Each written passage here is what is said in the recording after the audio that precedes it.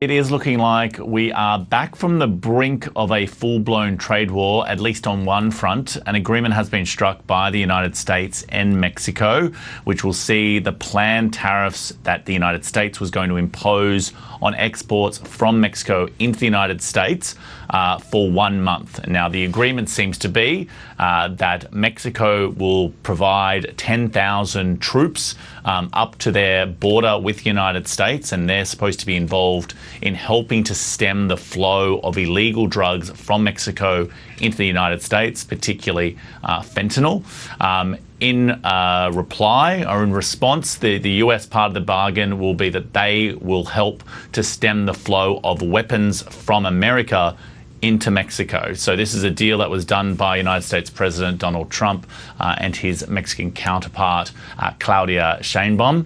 Now, at this very moment, Donald Trump is in a conversation with the Canadian Prime Minister, Justin Trudeau. They have already spoken once today. They are speaking for a second time, and the question is whether or not a deal can be struck also with Canada, with the tariffs due to come in just a matter of hours now. It appears, looking at the markets, that investors think that because a deal was struck with Mexico, it's likely that Donald Trump is in a deal-making mood, even though last week he kept claiming that there was no deal to be done, that these tariffs were going to be imposed.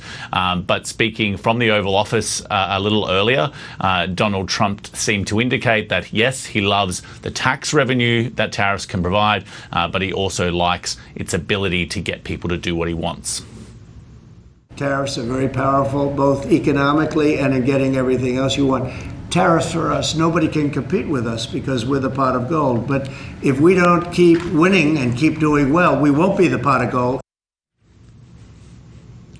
It was a bit of a freewheeling Oval Office appearance from the US president.